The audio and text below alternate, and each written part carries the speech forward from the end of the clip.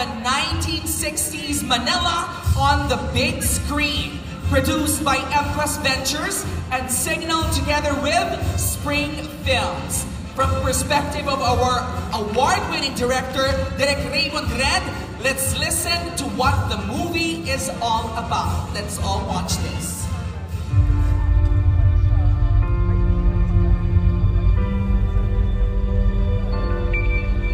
The film Manila's Finest can be very challenging and overwhelming. It's primarily in 1969, and it's the world building, creating that world, that it becomes believable and convincing to a viewer. Sa production design, sa cinematography, kailangan i-build yung background, yung costumes, the extras, everything in the vicinity, kine-create namin mundo. You have to create that reality so that your viewers will be transported into that reality. Then they can focus on the story, on the characters, and the events that you're presenting.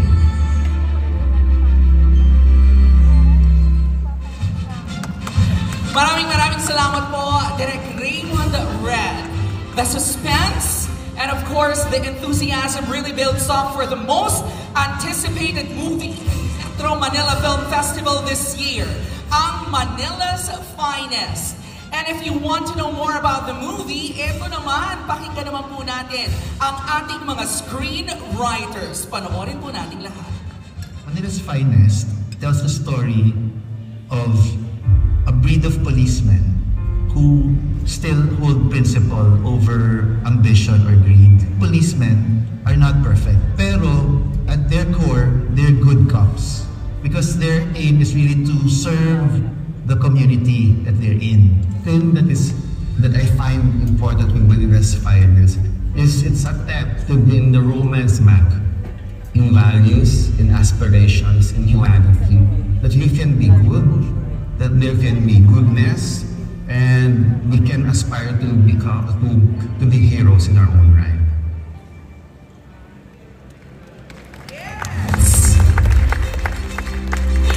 Ito naman po mga kaibigan, I think it's about time to ask for a message from the finest stars of the most anticipated movie this Christmas, ang Manila's Finest.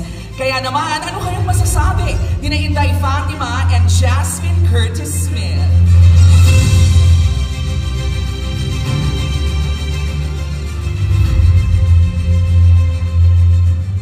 Magandang gabi po sa lahat. Ako po si Inday Fatima. Grabe, kinakabahan mo ako. This feels so real. Ito po, syempre gusto namin magpasalamat po sa inyong lahat, sa lahat po ng dumalo sa ating pagtitipon para sa aming pelikula po na Manila's Finest. Syempre, isang napakalaking karangalan po na makatrabaho ang the best of the best in the industry. And sabi ko nga, parang until now, para pa rin siyang panaginip sa akin. And it feels so good, of course, to be working with the creative team, the director, and the whole crew. And of course, with the finest movie actors across the Philippines. Kaya naman po, sana panoorin po ninyo ang aming pelikula dahil hindi lamang po ito napakagandang kwento, pero pinaghirapan po ito ng director, ng creative team, lahat po, and of course, with the Empress Ventures. Kaya naman po, sana panoorin po ninyo ang Manila's Finest. Thank you po. Yes, palakpakan naman natin si Inday Fatima. And now, let's hear it from Miss Jasmine Curtis Smith.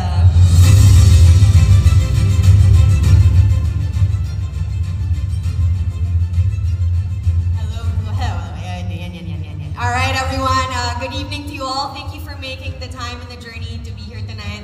I'm also very, very honored to be part of this movie and pays tribute to a very, very important part of our past. And although it's fictional, alam naman natin na this is still based on an era that most of us, maybe some of you were part of, maybe your parents, grandparents, you've heard stories, but maybe never even seen much of that past of our history. And it's great because we get to relive a little bit of nostalgia through this film, and it's filled with lots of passion and heart. Kaya I hope you guys find that in our movie, Manila's Finest, we go through the journey of witnessing maybe the crimes that have happened that tested the loyalty, the courage, and the bond of the brotherhood of our policemen. But more importantly, beyond being a police drama, Manila's Finest also explores, you know, the sacrifices of the families, of the friends, and the moral choices that shape the city in that memorable era. So Thank you guys for making the time tonight, and please help us spread the word for Manila's Finest this MMFF 2025. Very well said, candidate number 2. Thank you so much. Maraming salamat po, Inday Fatima and Jasmine Curtis Smith. Palakpakan po natin sila. Dalawa lamang po sila sa mapapanood nyo sa pelikulang Manila's Finest. Sobrang nga pong intense ng pelikulang ito. Very timely at talagang matitest ang values natin as we watch this film. At para mas lalo po nating maintindihan ang aking sinasabi, panoorin po natin ang trailer o patikim ng pelikulang Manila's Finest. At ito po exclusive po ito sa event na ito. Dito nyo lamang po ito papanood.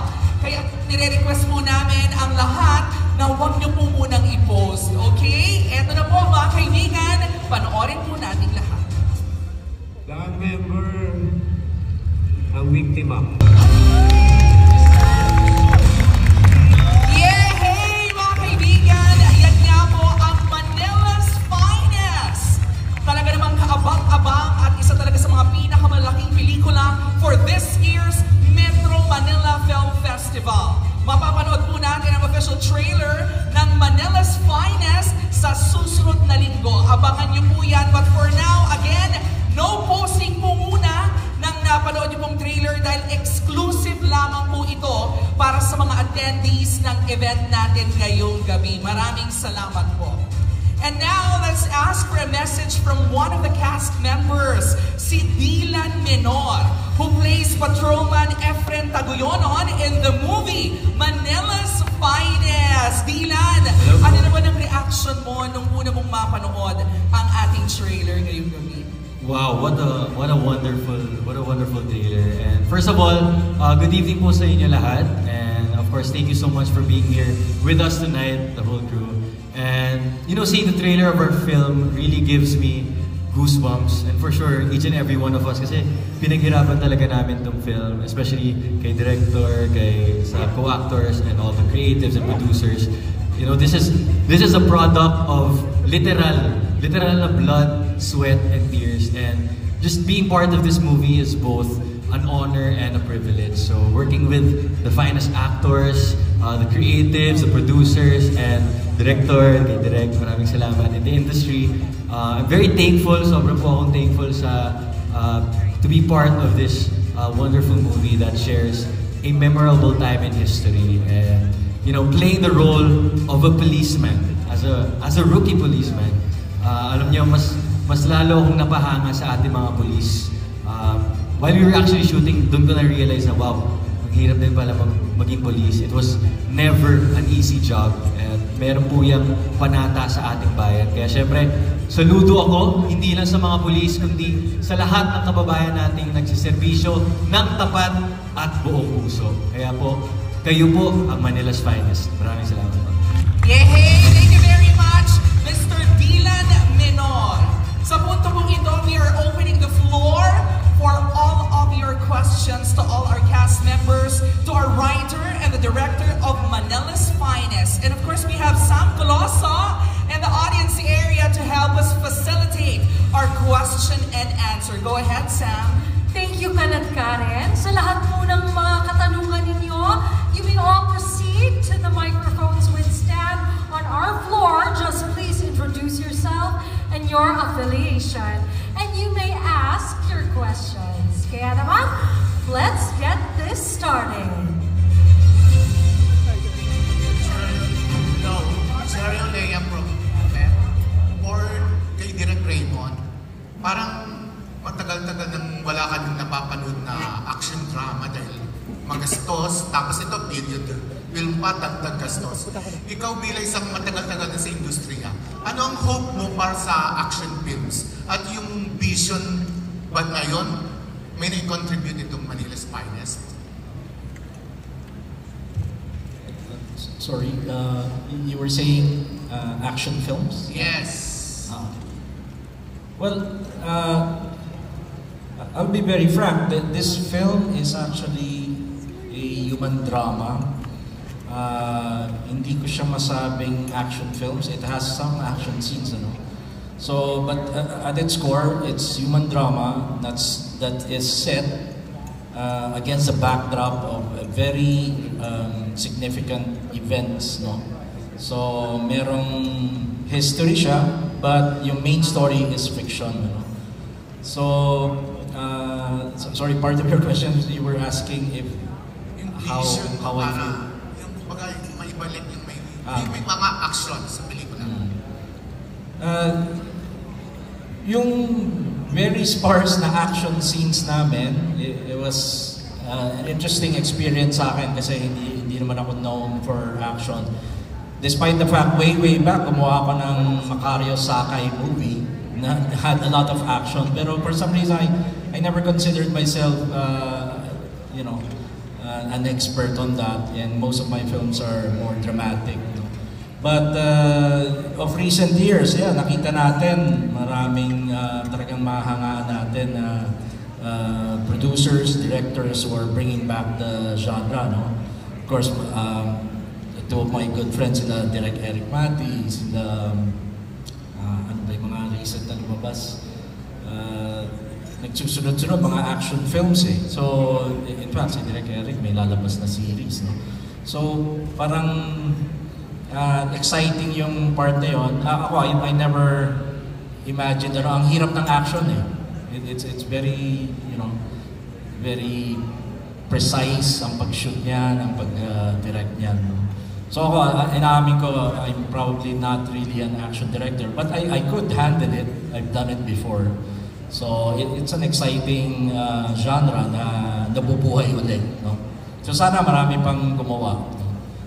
Although yun, sinasabi ko lang na hindi ko ma-describe na action film to, but it has essential action scenes, just enough to tell the story. Thank you. Thank you, Pep.ph. Yes, maraming salamat po, Sir Jerry Oleo. Thank you so much once again, Sir Jerry Olea. And now, we're ready for... Good evening. My name is Neil from Tempo. Yeah, my question is for Ashley. Ma'am, good evening. Hello po. I understand this is your MML debut, so Hi. how does it feel to step into a film of this magnitude? And now, what does it mean to you personally? Ulitin the last part. What does it mean to you personally, ma'am, to be part of this film na ganito kalaki? And with all these prestigious actors. Overwhelming po para sa akin kasi bukod sa, this is my first movie po outside Viva and first movie ko po dito na MMFF. Kaya sobrang thankful po ako and sobrang exciting journey to kasi marami rin po ako natutunan, hindi lang sa pelikula kundi sa mga taong nakasama ko po sa work. And sobrang blessing lang din na na-feel ko na hindi nila pina-feel sa akin na parang baguhan lang din ako dito. Kaya, yes, thank you po. Thank you, ma'am. Thank you po. Next question po tayo.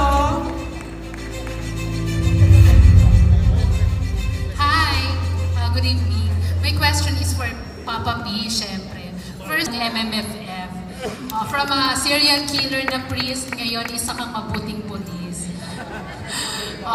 So Papa P, ang question ko ngayon, comparing the crimes in the settings of 1960s, tama ba? Sa mga nangyayaring crimes ngayon, ikaw ba, kung ikaw ang tatanungin, personally, pabor ka na ibalik ang death penalty? Grabe naman yun. Magandang gabi po sa inyong lahat. Mabigat ba? Wow. Grabe si Ate Johnny. Hirap naman sagutin nun.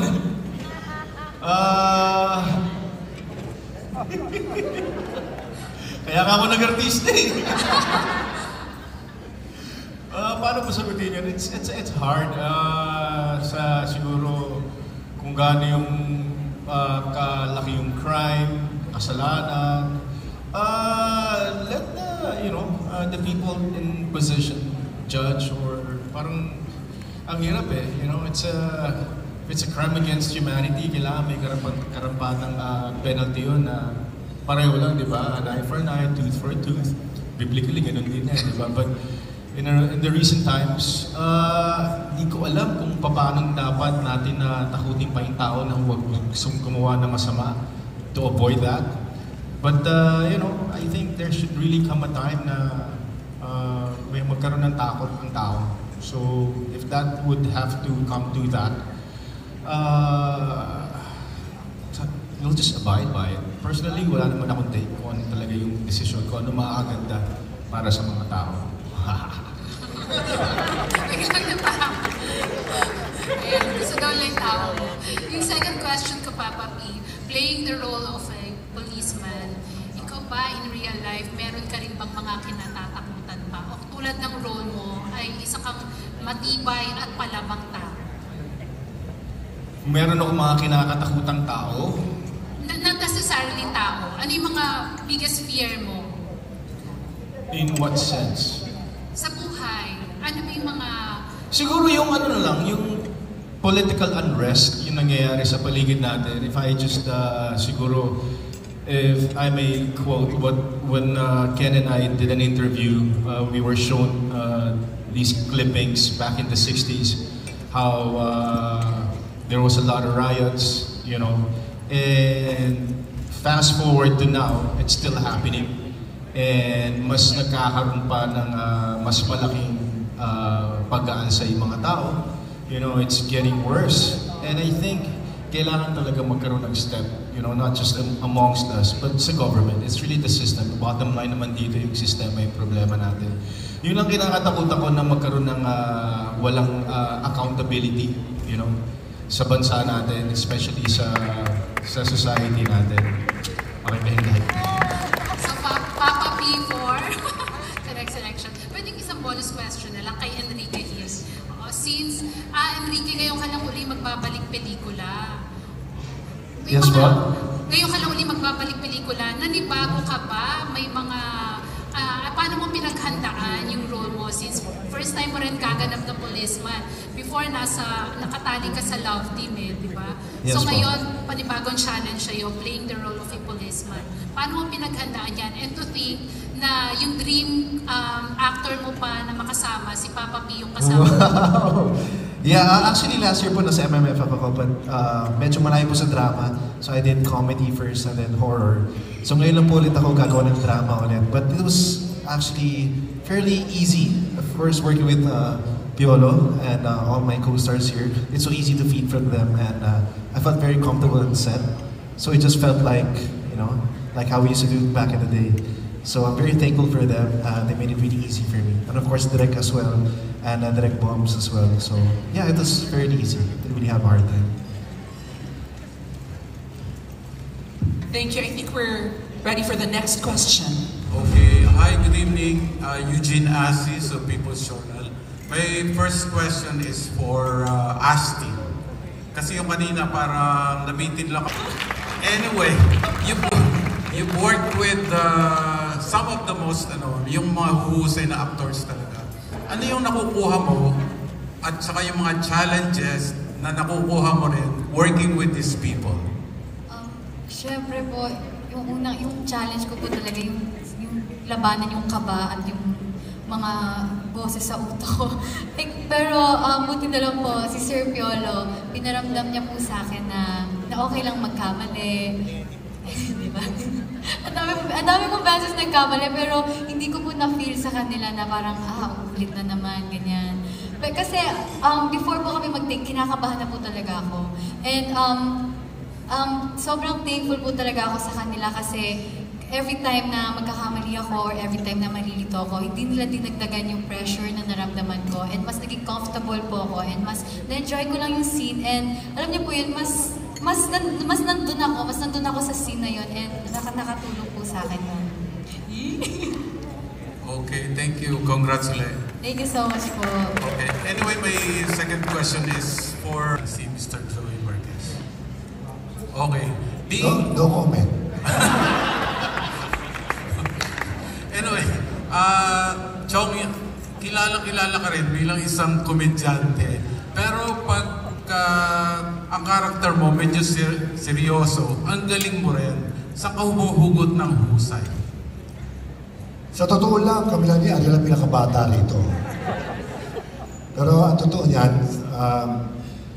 basta damdamin mo lang kung ano binigay sa yung pagkakataon, pag-isip mo lang mabuti, at ipakita mo na hindi sila nagkamali sa pagpili sa'yo para gumanap sa isang pelikula. Yun lang naman ang ano doon eh. Kaya maging komedyante ka man, action star ka, dramatic ka, lahat ng yan makakayanan pagka may passion ka sa art namin. Pero walang hugot yan sa mga real life experiences?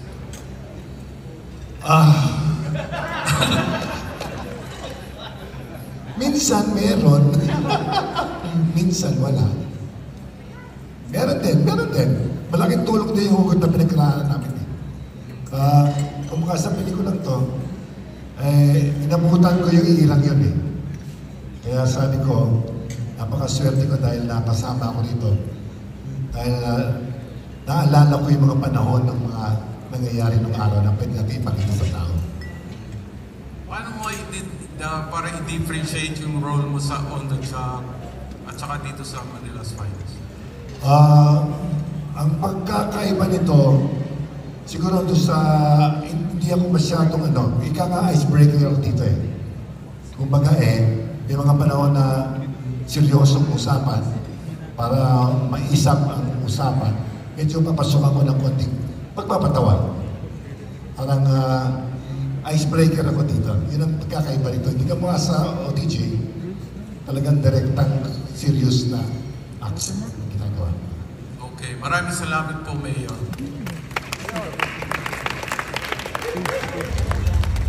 Next question, please. Hello, Tyke Sanchez and Boaz Mariana. Yes.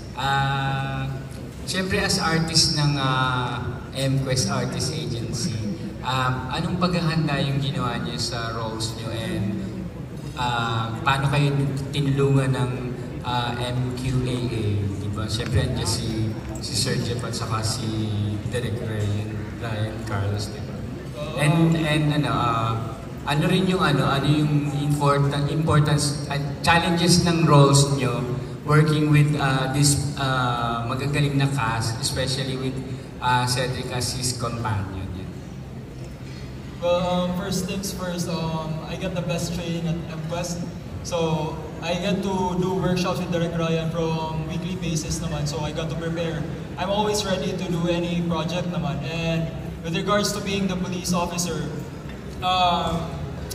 actually, di ko pa ito nilalabas sa public, but I was able to train with SAF to prepare for the role para lang ma-envision ko yung sarili ko as a police officer. And working with this cast, well, there's nothing more to ask kasi they're very good actors and makakahawa yung energy nila, lalo na si Ced. Ayun, si Lieutenant Abad. You know, New Frontier Theater, never have I seen a better cross-section of talent than with Manila's Finest. Palakpakan naman po natin. Opo. Siya nga, tunay po yan. And napakalaking bagay bukod sa naging trainings and workshop po courtesy of MQAA. Napakalaking bagay din po na kung sino-sino yung nakakadaupang palad ko. On set, Papa P, Enrique, and Cedric, they really took me under their wing. And they showed me how it's done. You know, it's important to see them do it firsthand, so up close. It's one of the highlights of my young career so far. Yeah, papasalamat po ako sa pagkakataon na to. This is the honor of a lifetime. Thank you guys. Yes, thank you. Congrats. Next question, Sir Amber. Yes, hello. Good evening and congratulations. Gusto ko lang i-congratulate ulit ang Signal, ang MQuest, at saka dahil ang napakagandang of Manila's Finest. I would like to address this question to Cedric Juan, na ngayong katrabaho mo ang kagaya ni Piolo, na alam naman natin na very competent actor and one of the best in this generation. Hindi ka ba na-pressure bilang naging best actor ka rin sa MMFF1?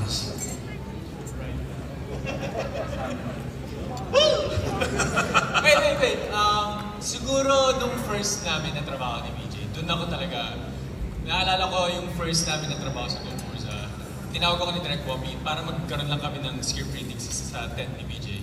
Yun yung pressure sa akin. Kasi, I remember, I studied my script for 1.5 months. Then magbabatuhan lang kami ng linya. Nawawala na yung mga linya sa isip ko kasi napipressure na ako. Parang, oh wow, si BJ na yung kausap ko. Piolo pa yung tawag sa kanya. Pero pini-BJ ko siya. Hi! So, ayun. So, then, last year, The Kingdom, then ngayon itong Manila's Finest. I think, more than pressure, ang naging takeaway ko sa kanya, yung friendship na nabuo. Tapos parang somehow, nandun yung parang mga advices, lalo na nung ngayon na meron na akong family, na parang, oh, kamusta naman kayo, ganyan. Parang kuya on the set. Parang gano'n. And nandun na talaga yung wala na siyang pressure. Parang i-break mo na yung ganong klaseng wall. Kasi at the end of the day, we're all actors and colleagues here. Correct. Thank you. And follow up din kay Chok Joey. Chok, sinasabi mo kanina na medyo inabutan mo itong era na dinidiscuss dito sa movie. Paano nakatulong yung maturity and wisdom ng isang Joey Marquez, especially nag-public service ka rin, sa kabuuan ng pelikula, especially sa creative, yung sa script, and then sa situation ng 60s? Yung pagiging resourceful sa ano man meron ka ngayon at meron ka noon. Isang bagay na natutunan ko rin na hindi lahat ng bagay dapat iaasa. Dapat meron ka rin talento na siyang maglalagay sa iyo sa assignment at masamang attitude na sila magpapababa sa iyo. Isang lesson na nakita ko. At makikita natin yan sa movie. Ana? Ma-feel namin sa movie. Sa movie dahil ang pelikula ito na ipapakita lang ang tawag sa akin. Alam mo, nabibigla nga ako sa kanila dahil during my time, talagang ligaw na ligaw ako sa kanila. Yung mga talento nila, kakaiba. It's an honor. Dahil hindi po agad matagal na ako sa pelikula, alam ko na lahat. Dito ko nalaman na sa kanila, hindi ko pala alam lahat. Mas matututo ako sa kanila. Thank you very much, all of you, and congratulations. Thank you very much for Abed Nabos. Now, next question, please. For me, this role, so I want to thank MQuest. Also, before anything else, I just wanted to say it's so nice to see Mr. M. Ang daming mga kaming apat na dumaan kay Mr. M. Mr. M, good to see you. A legend at my first director.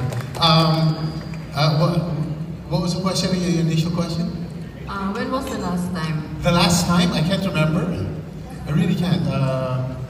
I think it must have been mga 6 years ago, 7 years ago, and I don't know.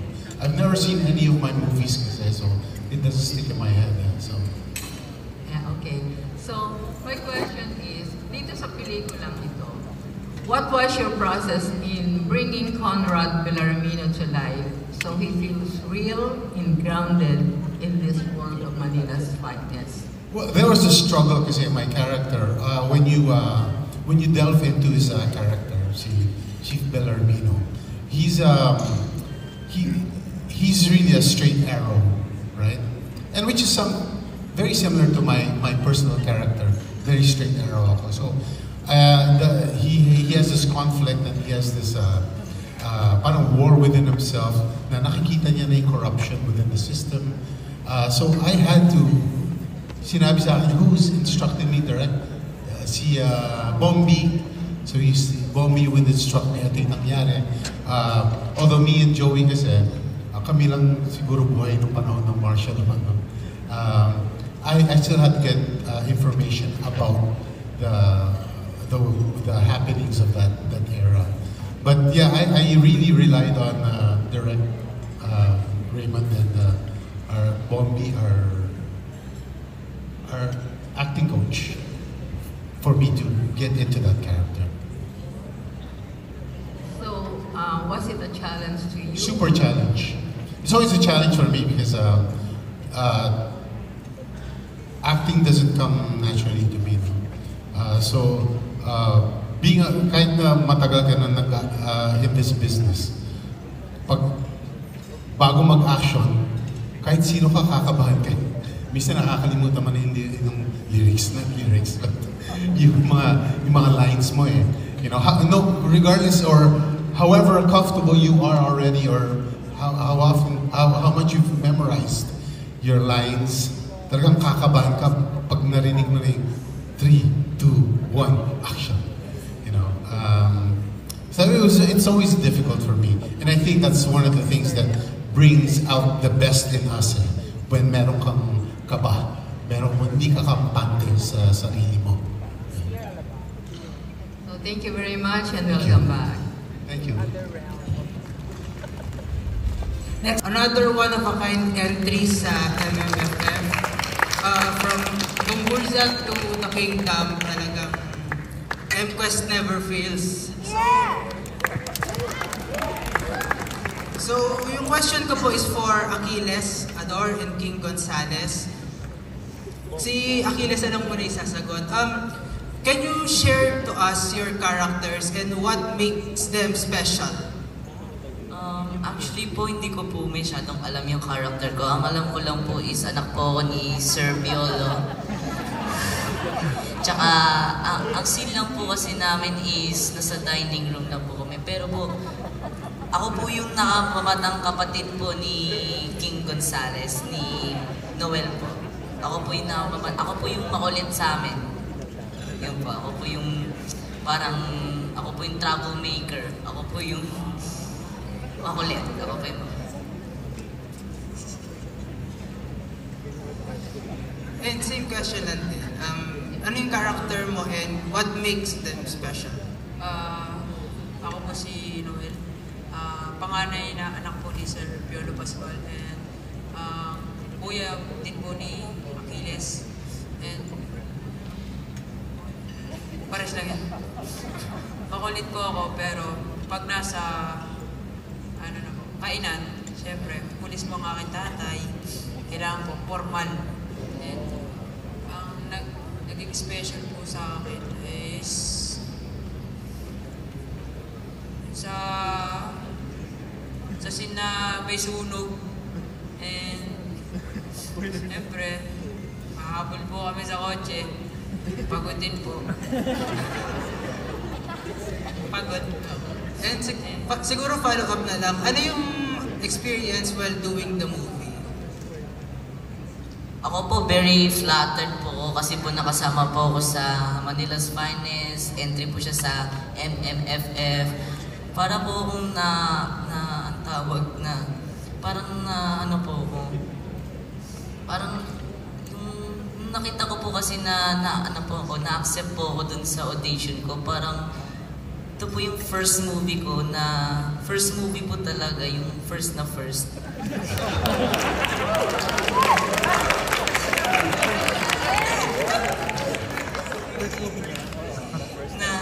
Ito po yung first movie ko na MF tsaka MMFF, so very flabbergasted po ako na nakasama.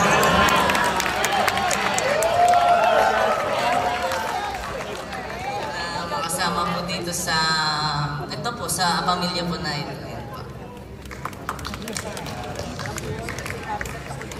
Nalagnat ako. Hindi ako nilagyan. Sa akin po, nung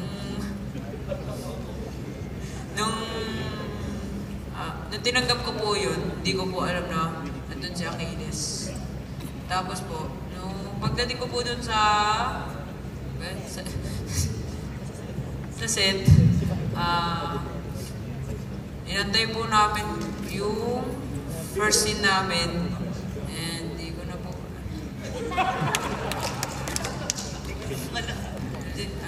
sabihin kasi ako special to kasi ang una po sa The Kingdom, ako po yung young Piolo. Tapos nung in-offer po sa akin tong Manila's Finest, nagulat po ako. Anak po ako ni Sir Piolo po. Last question na rin siguro para sa inyong dalawa. Since kayo yung gumaganap na anak ni Piolo, ano ba yung mga natutunan nyo mismo from Sir Piolo about sa paggawa ng movie or yung dapat na maging attitude sa set? Ang attitude po dapat namin is kailangan po namin talagang malaman yung script, intindihin yung script, damdamin po yung script, tsaka pag sasabihin po namin kailangan po hindi yung parang nagsasalita lang ng ano lang po, yung kailangan po may feelings siya, may mararamdaman po yung manonood. Tsaka, ang ano din po, na shock din po ako na nakasama ko po si Sir Piolo Pascual, si Ma'am Rica, yun po. Sa akin po, sa attitude. Inubos po niya kasi yung pagkain. Takaw mo, boy. Ano po sa akin, sa attitude. Makulit po ako talaga. Makulit po ako sa set, pero kapag nag-take na po ng action, dun po nagiging character po talaga. Kasi hindi po ito yung first movie ko, meron pa po akong iba. At ano po, pangatlo ko na po kasi ito. Nasanay na din po ako. Pangatlo. Thank you po. Thank you.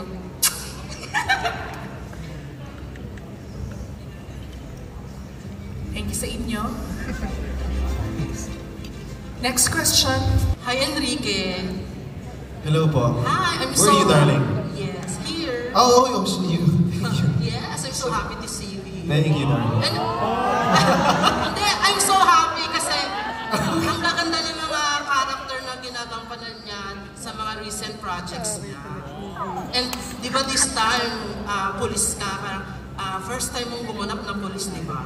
Yes, darling. Yes, so paano mo binuo yung character mo na si First Lieutenant Billy Ojeda?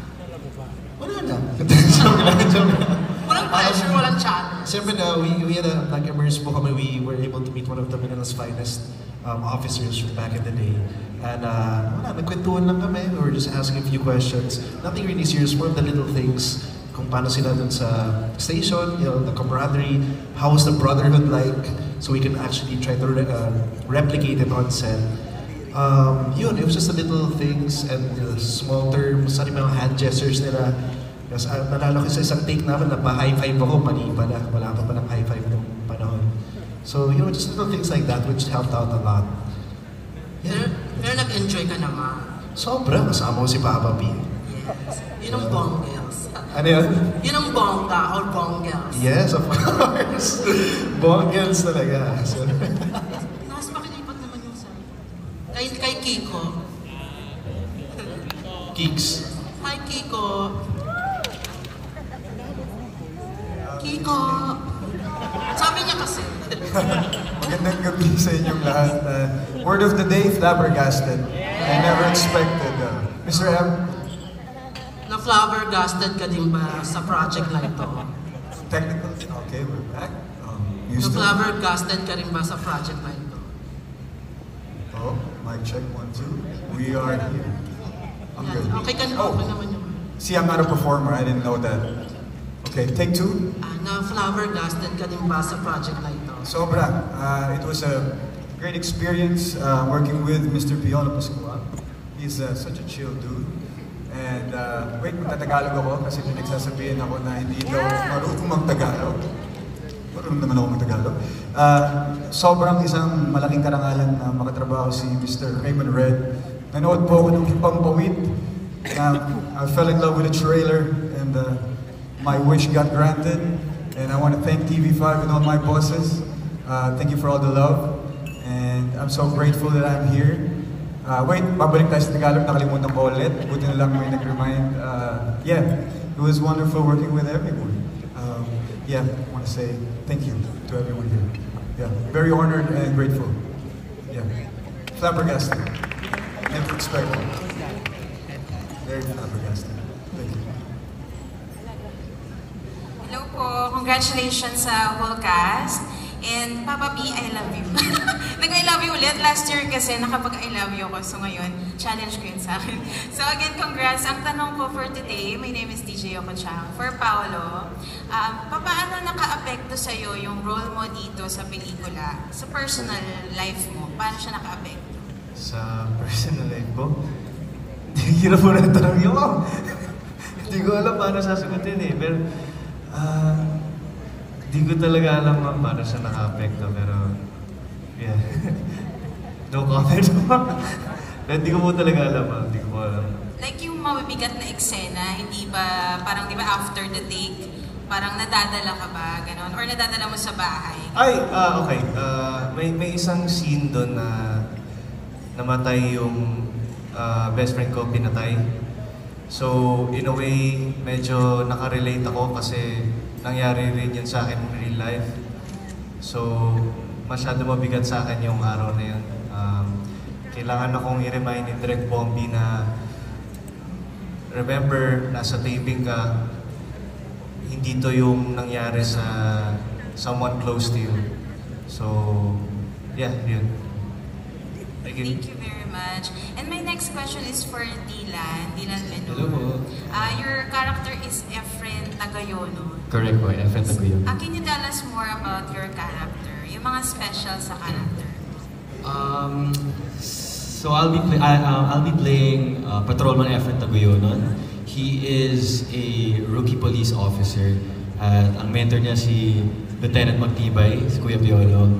And he's a newbie in the police force, but he has the courage to learn a lot more about what's inside the police force. And syempre, if you're a newbie or if you're a rookie in this, ang iniisip mo lang is to serve the people, to give them justice. Pero he then realizes na it's more than just that, and it's deeper than that. There's a lot of twists or conflicts within the police force. So yun yung mga inaabangan sa character ni Patrolman Efren.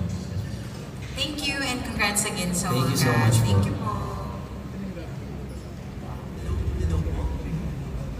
Hello po. I have two questions po. First po kay Miss Pearl Gonzalez po. This is a very simple question na po. I just want to know, walk us through your character Stella Javier and tell us something about her characteristics, attitude, or her journey that resonated with you personally. Thank you for that wonderful question. Charot lang. Okay. So, as Stella Javier, before kasi ako mag-shoot, nabigyan ako ng idea kung ano siya talaga through Miss Jane, Sir Jeff. Isa po siya dito ang asawa ng hepe ng mga polis na si Rico Blanco. And parang first lady siya sa pelikula. And paano siya nagre-resonate sa totoong buhay? Siguro yung part na she's a very strong wife and backbone siya ng partner niya, which I believe ganun din ako when I'm in a relationship and as a single woman. Thank you for that wonderful answer. Thank you. Charot. Thank you po sa aking second question naman po for Miss Inday Fatima. Okay po. So, question ko po is, how did you prepare for the role of Betty? And were there any aspects of her character that challenged you or allowed you to explore a side of yourself you hadn't shown before? Beauty queen na naman itong tanungan na ito. Thank you for that wonderful question. Siguro ano po kasi, this is my first film, first movie, first for everything. So talagang sobrang kinabahan ako. Pero with the help of course of MQAA, meron po kaming workshops by Direk Ryan Carlo. So talagang prepare po kami, niready po kami bago kami isabak dito sa film. So we did some workshops also. And talagang pinagandaan ko kasi syempre Papa P na po. So ako I'm playing the role of Betty. So si Betty ay isang boarder sa bahay ni Papa P and friend din po ni Miss Rica Paraleo. So nung una, wait lang, more than that, everyday nakikita ko si Papa P, nasa starstruck ako. So parang kahit everyday ko siya ka-eksena, iba pa rin talaga yung appreciation ko sa kanya. So nung pag-prepare ko ng role, si Betty kasi very confident din siya, and si Betty ano siya, tulog sa umaga, gising sa gabi. So different personality talaga with me and Fatima. Kasi si Betty confident, talagang mataas yung tingin sa sarili. So I need to be in that character din of Betty. So malaking tulong talaga yung workshop ko din with Direk Ryan bago sumabak dito sa Manila's Finest. Yan naman po. Thank you po. Thank you so much. Thank you po. Hello, I'm Naz Tabadas from Pelikula Media. For our writer, Direk Sharad, how was it like writing a period movie? And ano yung naging challenges since marami yung characters na kasama sa movie? Sorry, question, how was it? How was it like writing a period movie? And ano yung challenges since marami rin yung characters sa movie? Interesting. When I took on this project, this is not the first 1960s period film. It is supposed to be for you, for DJ. So, ang nangyari is, medyo madali siya kasi kung ano yung research yung pelikula na dapat namin before, nagamit ko din dito. So, yun, yung una. Yung second is, how is it? It's not really the ensemble or the characters, the number of characters that matter. It's actually the number of writers. Tatlo po kami, opinionated, and Moira and Michiko are giants in their own right in script writing. So really to contend with the ideas and kung ano yung perception nila of what the film and how the film would be, talagang it's a process. And I'm just honored that I was part of that process. And even when we're shooting the film, the script writing is still going on. And thank you sa contributions ng cast, ng research, it's really a collaborative effort, not only of us writers, not only of Direk, but of resource persons, even the simple comments of the cast, and yung mga contributions nila gives flavor and truth to the script. So, yun. So, it was easy. There were many expectations from a woman, especially how she presents herself sa labas, no? Pag nasa labas siya, how conservative, how proper, paano manamit, paano magsalita. So I think yun yung pinaka-excited ako kasi that period of time, I think Janet was the type of woman that you wouldn't really encounter. And when you did, medyo mabibigla ka na, okay, what kind of woman is this? So that's very exciting for me. May naging peg ka ba or paano ka nag-prepare for that? I think visually, one of my pegs was Twiggy. And definitely the makeup, the hairstyles, you know, we really went for that look. Preparation, I had a lengthy discussion with Direk Bombi as well as Direk Raymond previous to the scenes. So malaking tulong din yun. And I think it's really wonderful also to be working alongside Piolo again because we've shared a project previously also in the last 5 years. So that level of comfort and ability to just dive right in sa isang eksena, napaka-dali na and also natural na para sa amin. So it's very, very fun to work on this set with the cast members. Thank you. Thank you. Thank you very much. We're down to our last question. Finance is a very big film in terms of production value and some cast. In the aspect po of mounting this film, what is the greatest challenge that you encounter doing this film?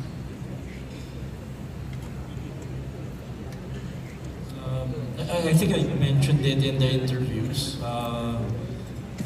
Kasi period film siya, you have to create that reality to a point where your viewers are not distracted by that. Dapat naniniwala silang nandun sila sa period na yun para mag-pay attention sila to sa kwento. So yun yung biggest challenge. So, and me being a visual storyteller, I'm the cinematographer din. Na-imagine ko na yung shots eh. No? So, hindi mo maiwasan, you know, nitpick on small details. Lalo na ako, I have memories of the 60s. I mean, I was a kid back then, pero may memories ako, and then growing up in the 70s. So, I was very particular about, you know, small details, accuracy ng even props and language. You know, pinag-uusapan namin nila Piolo, hindi pa uso yung mga ganyan salita. Ano? So ano yun, challenge yun. That's a really big challenge. Kasi you have to mount it and then finally, you know, go into the scene and tell your story. So, ang tagal bago namin ma-tell yung story, I mean, in production. Kasi ang dami piniprepare, ang dami yung art department, costumes. Minsan ready na, Ako hindi ko matiis, yung isang extra, hindi ko gusto yung buhok niya. So, bubulungan ko pa yung buhok ng isang extra, mali ganun. So, you know, titigil yung shoot. So, ganun yung difficulty niya. But it's necessary kasi you want to be believable. No? So, yeah, basically yun yung biggest challenge. Thank you. And that ends our Q&A with the cast and creators of Manila's Finest, Tanong at Nakinig. And now, it's time to hear an invitation from our powerhouse cast. So pag tinawag po namin kayo, please join us in front at imbitahan niyo po. Everybody na pala, everybody, tayo po tayo at imbitahan natin ang ating mga kababayan na suportahan at panoorin ang Manila's Finest ngayong darating na Pasko sa 51st Metro Manila Film Festival. Simulan nga po natin yan kay King Gonzalez. Go, King! Hello.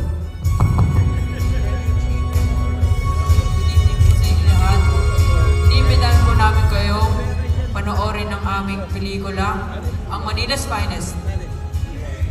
Ang entry namin sa Metro Manila Film Festival ngayong Kapaskuhan! Aquiles Ador! Po ang pagsama-sama ng finest in the industry at isang malaking oportunidad po para sa amin ang mapabilang sa napakagandang pelikulang ito. Of course, we have Mr. Tyke Sanchez. Ito ay pelikula na puno ng katapangan ng paninindigan, pelikula ng mga totoong tao na nakakasalamuhan natin sa ating buhay. Boaz Mariano. Good evening, everybody. Sa pamamagitan ng MQuest, we stand on the shoulders of giants. Iba po ang pelikulang MQuest. It demands to be seen in a theater. So please do view and do watch Manila's Finest. It's on the 25th of December. Ako po si Boaz Mariano. I'll be playing Mendoza. Thank you, guys. Inday Fatima. Samahan niyo po kami sa 1960s kasama ang Manila's Finest para sa Metro Manila Film Festival at para mas makilala po natin ang ating sarili, ang nakaraan at magpapaalala sa atin ng ating prinsipyo. Pearl Gonzalez. Hello, cheers everybody. Okay, being part of Manila's Finest is something memorable for me at sa aming lahat. And gusto namin na maging bahagi din kayo ng kwentong ito na siguradong magkakaroon ng impact sa inyong buhay at sa inyong paniniwala. Siyempre kasama natin Kiko Estrada! Pagbalik natin sa nakaraan, maraming misteryo at karanasang magbibigay sa atin ng aral at mamumulat tayo sa mundo ng katotohanan. Ashton Olviga. Go, Ashton! Manila's Finest produced by MQuest, ventures and signal together with Spring Films, written by and wrote screenwriter in the industry led by Moira Lang, Michiko Yamamoto,